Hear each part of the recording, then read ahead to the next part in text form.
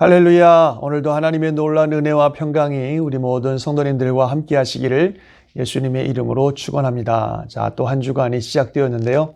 이번 한 주간도 매일매일 말씀과 기도 또 주님과 동행하는 삶을 통해서 승리하시는 귀한 날들 되시길 바랍니다. 자, 오늘은 49일째고요. 오늘 함께 읽고 묵상할 말씀은 마태복음 11장 1절에서 19절까지의 말씀입니다. 예수께서 12 제자에게 명하기를 마치시고 이에 그들의 여러 동네에서 가르치시며 전도하시려고 거기를 떠나가시니라. 요한이 옥에서 그리스도께서 하신 일을 듣고 제자들을 보내어 예수께 여짜오되 오실 그이가 당신이 오니까 우리가 다른 일을 기다리오리까?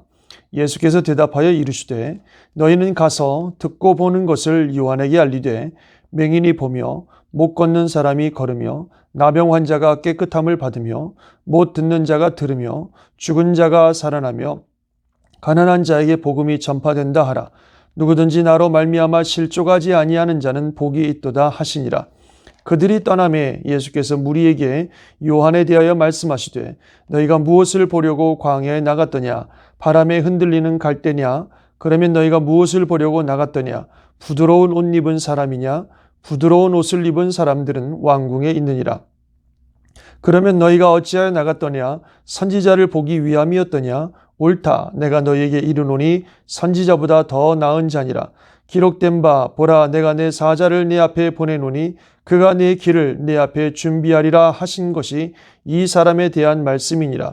내가 진실로 너희에게 말하노니 여자가 낳은 자 중에 세례 요한보다 큰 이가 일어남이 없도다. 그러나 천국에서는 극히 작은 자라도 그보다 크니라.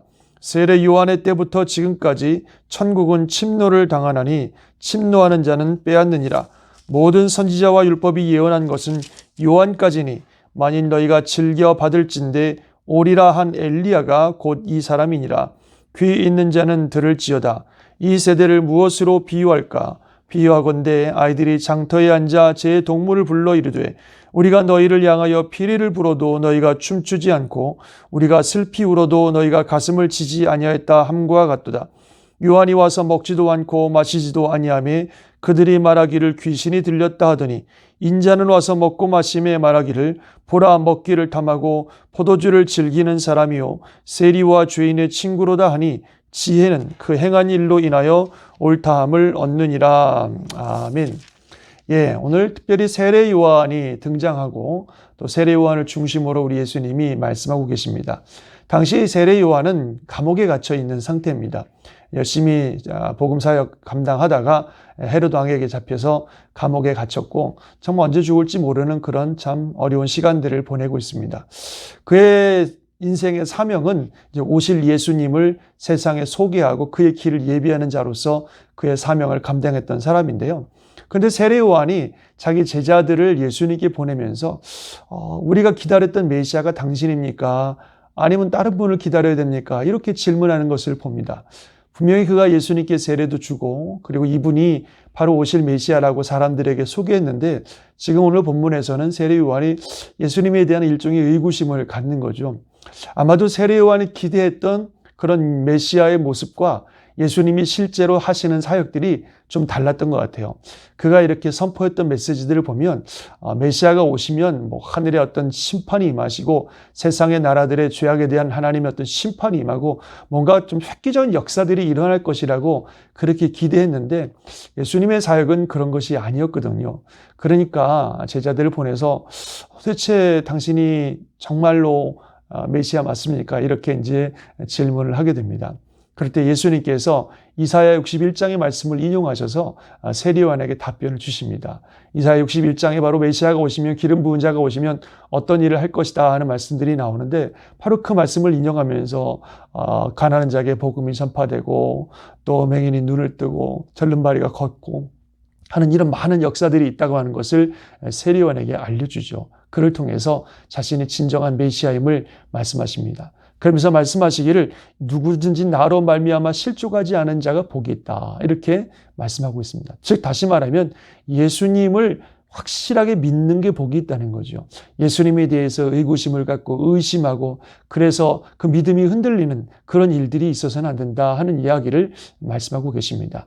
참 이걸 볼 때에 참 세례요한은 대단한 선지자고 예수님이 오실 길을 예비했던 그런 선지자임에도 불구하고 그가 기존에 가지고 있던 메시아의 상이 조금은 예수님과 다르다 그래서 좀 의심하고 의구심을 갖는 그런 모습들을 보게 됩니다.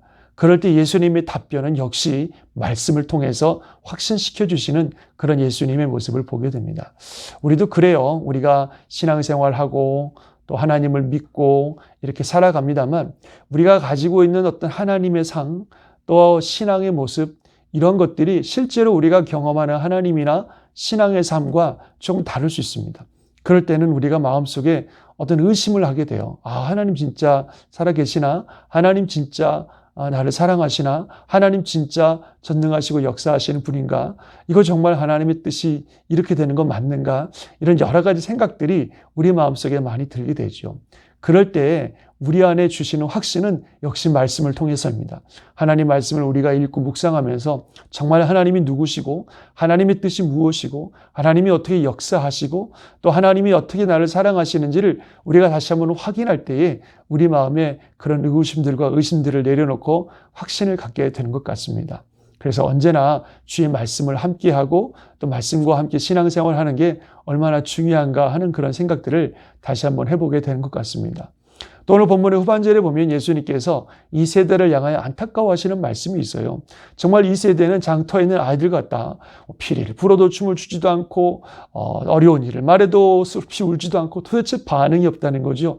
세례요한이 오니까는 이런 트집을 잡아서 얘기하더니 또 예수님이 오니까 다른 트집을 잡아서 얘기하고 도대체 그 사람들이 마음이 움직여지지 않는 것을 보면서 안타까워하시는 그런 예수님의 모습을 보게 됩니다. 참 우리가 기존에 가지고 있는 어떤 생각들 틀에 묶여가지고 주님이 말씀하셔도 반응하지 않고 주님이 말씀하셔도 그 말씀을 이해하지 않고 순종하지 않는 그런 모습들이 있다는 겁니다. 계속해서 우리가 말씀을 읽고 또 말씀을 묵상하고 살아가는 가장 중요한 목적 중에 하나는 말씀을 통해서 나의 생각이 바뀌고 말씀을 통해서 진리를 발견하고 말씀을 통해서 하나님이 누구인지를 알고 그 하나님을 바로 믿는 그런 신앙의 삶들을 살아가는 것입니다. 우리의 생각들 또 우리의 과거에 가지고 있었던 여러 가지 것들을 말씀 앞에 내려놓고 말씀으로 다시 한번 새롭게 우리의 생각과 마음과 삶의 모습들이 재정립되는 그런 일들이 있어야 될 줄 믿습니다. 오늘도 말씀 앞에 섭니다. 하나님 앞에 우리가 하나님을 신뢰함으로 우리가 하루를 살아가는 귀한 하루가 되시길 바라고 매일매일 말씀과 함께 하심으로 말씀 앞에 우리의 삶이 새롭게 변화되는 그런 은혜가 있기를 주님의 이름으로 축원합니다. 우리의 생각과 우리의 어떤 마음의 소원보다도 정말 말씀을 통해서 역사하시는 또 말씀을 통해서 말씀해 주시는 하나님에 대한 분명한 이해를 가지고 의심 없이 하나님을 믿고 나아가는 복된 삶들이 될 수 있기를 주의 이름으로 축원합니다. 아멘. 기도하겠습니다. 하나님 아버지, 오늘도 말씀을 읽습니다. 때로는 참 세례요한처럼 가장 주님께 가까이 있다 하지만 그래도 여전히 우리 마음속에 어떤 의심과 또 의구심들이 생길 때가 있습니다.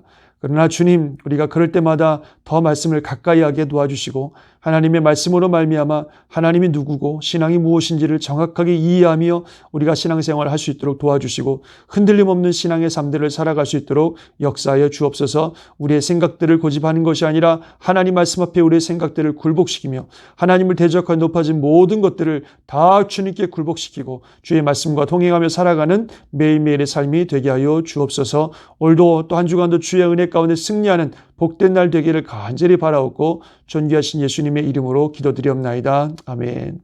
주님 말씀과 함께 승리하는 복된 날 되시기를 바랍니다. 아멘.